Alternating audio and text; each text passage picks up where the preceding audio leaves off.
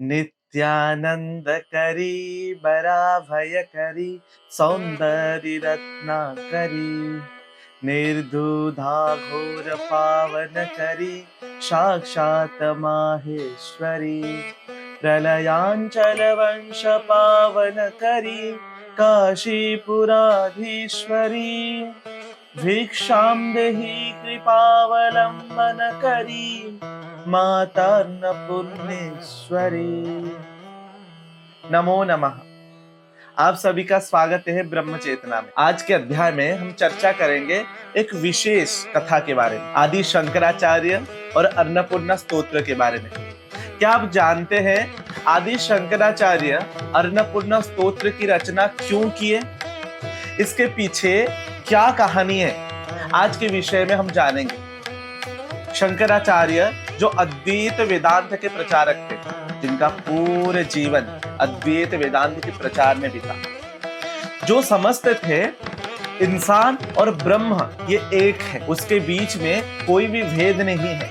तो वही शंकराचार्य अन्नपूर्णा स्तोत्र की रचना किस तरीके से किए? आदि शंकराचार्य बोलते थे जीवात्मा और परमात्मा ये दोनों एक ही है, उनके बीच में कोई और तत्व है ही नहीं।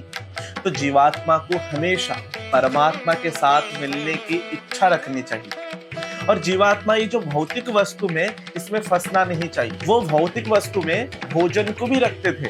वो बोलते थे जो भी वस्तु संसार में है वो सारे भोग की वस्तु है, वो सारे ही भौतिक वस्तु है, और वो सारे माया है, और माया से निकल के आप परमात्मा की ओर जाना है। क्या आप जानते हैं भगवान शंकराचार्य जब काशी में थे तो वो अपने अद्वैत वेदांत का प्रचार प्रसार कर दिए थे, और सभी जन वो अद्वैत वेदांत के सिद्धांत को मानने लगे थे। तो भगवान शंकराचार्य ये बोलते थे कि जो भौतिक वस्तु है तो उसके साथ साथ भोजन भी माया अंतर्भुक्त है, तो आपको ये सब चीजों का त्याग करना चाहिए। धीरे धीरे लोग भोजन को तुच्छ मानने लगे।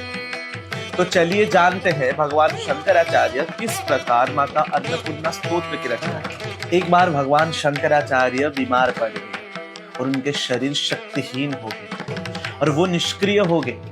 तो भगवान शंकराचार्य बिस्तर से उठ ही नहीं पा रहे। तब देवी अन्नपूर्णा प्रकट। अन्नपूर्णा जो पार्वती के एक रूप है, जो अन्न की देवी है, माता अन्नपूर्णा। उन्होंने शंकराचार्य को यह सिखाया कि संसार में जो भी व्यक्ति रहता है सबको भोजन की आवश्यकता है। भोजन एक माया नहीं है, भोजन एक दिव्य शक्ति है। हमें जीने के लिए, ब्रह्म की प्राप्ति करने के लिए शरीर की आवश्यकता है, और शरीर को बचाने के लिए भोजन तो अत्यंत आवश्यक वस्तु है। तो भोजन माया के अंतर्भुक्त नहीं है, भोजन एक शक्ति है।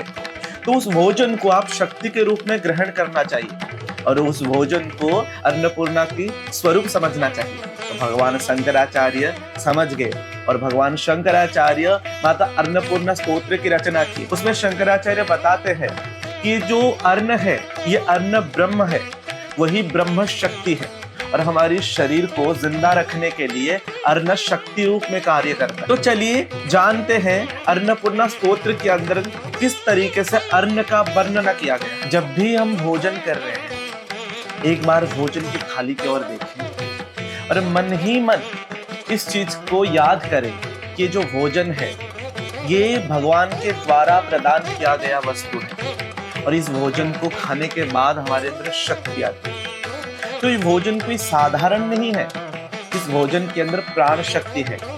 तो भगवान को कृतज्ञता ज्ञापन करें, और जो किसान है उनके प्रति भी कृतज्ञता ज्ञापन करें। तो ये कथा में यह सिखाती है कि जीवन में भक्ति और ज्ञान के मार्ग पर चलते हुए हमारे मूल आधार को नहीं भूलना चाहिए।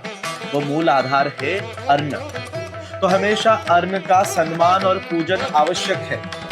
तो भगवान शंकराचार्य के द्वारा रचित अन्नपूर्णा स्तोत्र में हमें यह शिक्षा मिलता है कि हमेशा अन्न का पूजन करना चाहिए, और अन्न को ब्रह्म सम्मान ज्ञान करना चाहिए। तो मित्रों, आज के लिए इतना। फिर मिलेंगे और एक अध्याय के साथ। नमो नमः।